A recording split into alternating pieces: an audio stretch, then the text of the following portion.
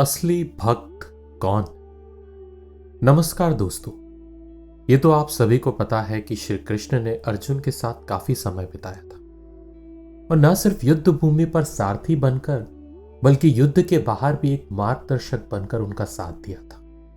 और इसी बात को लेकर अर्जुन को अहंकार हो गया था कि वही भगवान के सबसे बड़े भक्त हैं। पर श्री कृष्ण ने उनकी इस भावना को तुरंत समझ लिया था और अर्जुन के इस अहंकार को तोड़ने के लिए वो उनको अपने साथ जंगल में लेके गए। जंगल में भ्रमण करते समय उनकी मुलाकात एक गरीब ब्राह्मण से हुई। उस ब्राह्मण का व्यवहार थोड़ा विचित्र था।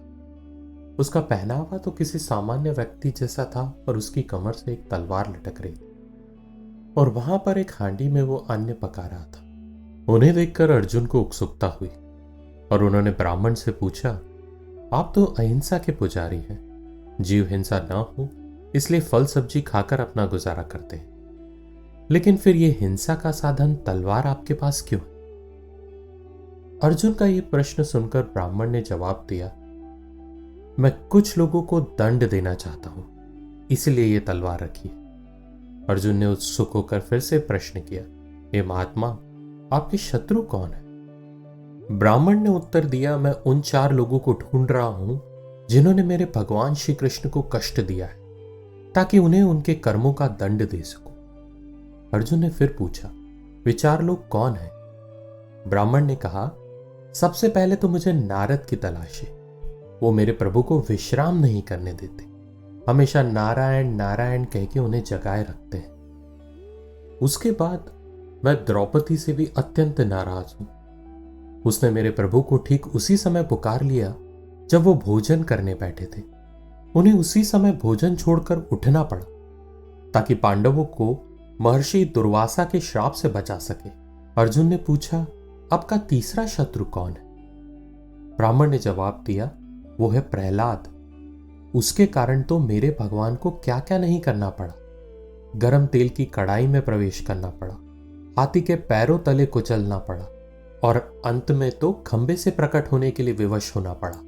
और अंत में मेरा चौथा शत्रु है अर्जुन। उसका दुस्साहस तो देखिए, उसने तो मेरे भगवान को अपना सारथी ही बना डाला। उसे भगवान की असुविधा का थोड़ा भी ध्यान नहीं रहा। इससे कितना कष्ट हुआ होगा मेरे आराध्य को। ये बताते बताते उस गरीब ब्राह्मण की आंखों से आंसू बहने लगे। उस गरीब ब्राह्मण की ऐसी निस्वार्थ भक्ति देखकर अर्जुन का सारा घमंड पानी की तरह बह गया।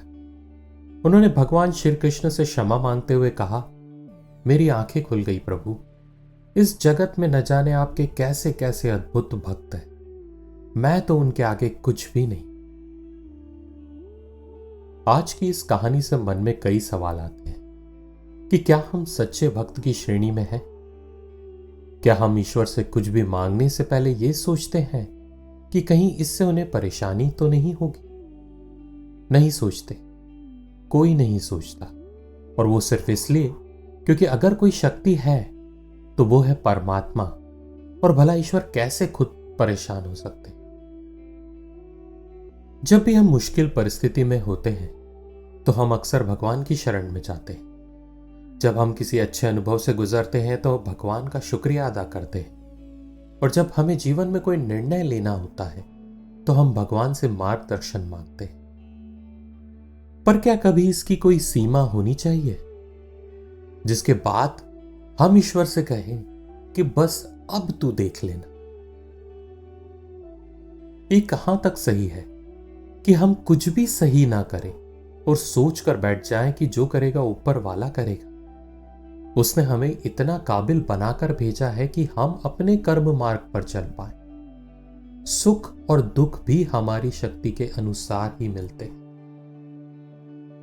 तू इस मार्ग पर चल तो सही, अगर लड़खड़ाया तो वो तेरा साथ जरूर देगा। अगर हम हर छोटी छोटी बात के लिए ऊपर वाले पर निर्भर रहेंगे तो खुद पर विश्वास खो देंगे। जितना विश्वास ऊपर वाले पर करते हैं उतना खुद पर भी करना चाहिए, क्योंकि उसी ने तो हमें बनाया है। हमें अपनी समस्याओं का समाधान खुद खोजने की कोशिश करना चाहिए और अगर जरूरत पड़ेगी तो वो खुद मार्ग दिखाएगा। जैसा कि उन्होंने अर्जुन का सारथी बनकर किया। अर्जुन ने अपनी मेहनत से खुद को महान योद्धा बनाया, पर जब समस्या काबिलियत से ज्यादा हो गई तो उन्होंने उसका मार्गदर्शन किया। वो सबके साथ है, पर किसी एक का नहीं। और अगर वो खुद नहीं आ सकता तो जरूरत पड़ने पर किसी न किसी को तुम्हारी जिंदगी में जरूर भेज देगा। अब बारी आपकी है। कौन है सच्चा भक्त? प्रभु मैं ठीक नहीं हूं, या प्रभु आप कैसे?